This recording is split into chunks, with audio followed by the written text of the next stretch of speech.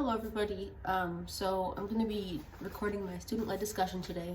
So today I'm going to be discussing number 11, which says, discuss Orwell's view of the relationship between language and thought and use examples from your own experience to illustrate the points you have made. So I think Orwell views language and thought as kind of the relationship between yin and yang.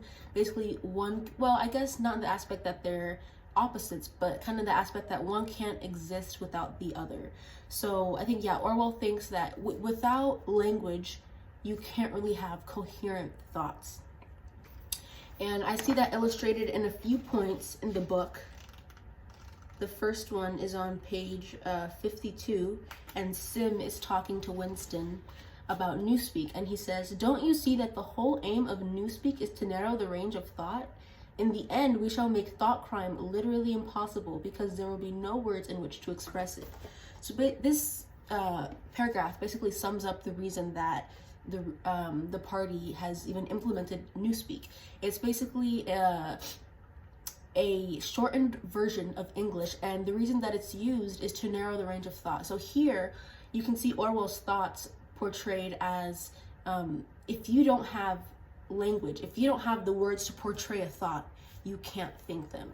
If you don't have the words to portray a heretical thought, which is kind of like an unloyal thought, you can't think those thoughts. If you don't have a word for hungry, you can't think of the word hungry. You still have that ping in your stomach, which you're hungry, but you can't express it. So another example of this is found in the appendix, and it says, this is on page 300, it says, "It was intended that when Newspeak has been adopted once and for all and old speak forgotten, a heretical thought, that is, a thought diverging from the principles of Ingsoc, should be literally unthinkable, at least so far as thought is dependent on word." So again, going back to that idea that without thoughts, or without vocabulary, without language, you can't have these thoughts. It says a heretical thought should literally be unthinkable because you don't have those words to express a heretical thought. But it also says something that's important. It says, at least so far as thought is dependent on words. So here we can see that thought is dependent on words, but it says at least so far. So there's kind of an extent. I don't think that you cannot think at all without language. But I think you can't express those thoughts well without language. So again, let's see. Let me think of an example. If you're happy, if you're happy, you have a feeling of happiness. Let's say you can't speak. A baby can't speak, right? This is an example that I'm going to be using. Babies. Babies can't speak, right? They can't speak coherent words. They can't speak coherent words because they don't have the language yet.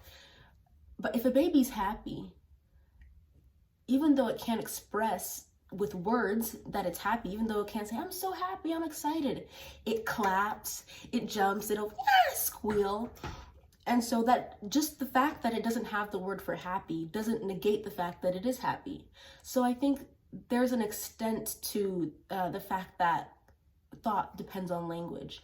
I think you can have thought without language, but it's hard to kind of express those thoughts to other people without having language. So I think an example of this, this illustrated in my own life, can be in my language learning adventures. So I've tried learning a lot of languages. I haven't really stuck to them, but the language that I'm learning right now is Spanish. And so I think for someone learning a language, this fact of,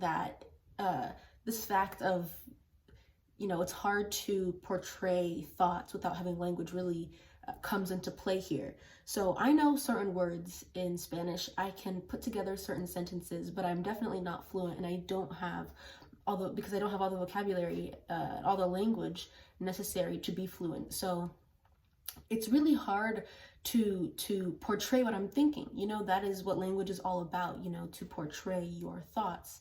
So I'll have something that I really want to say in Spanish, and I know what I want to say in English, and I'm like, I feel so frustrated because I don't know how to say it in Spanish. And so because of the fact that I don't know how to say it in Spanish, I can't express those thoughts.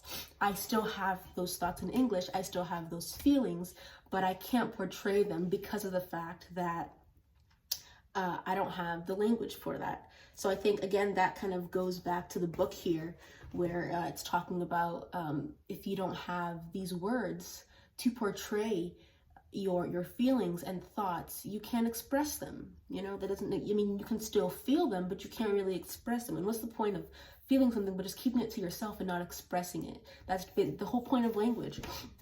So yeah, I think language learning is a great example of this kind of principle of not being able to express your thoughts without language. Another example, again, is babies. Like I said before, because of the fact that they haven't learned their mother tongue yet, they can't really express themselves in that language, which is why they cry and they scream and they squirm. They're trying to get people's attention. They're trying to communicate, but we don't know what they mean because of the fact that we don't speak or that language, that, I guess, baby language. And so I would imagine it to be frustrating, you know, if a baby is, let's say a baby needs their diaper to be changed, and they don't know the word diaper, they don't know the word change, but they feel uncomfortable, you know, and so they're trying to get someone's attention, but because of the fact that they don't speak their language, their mother tongue language, a person may not know what's wrong.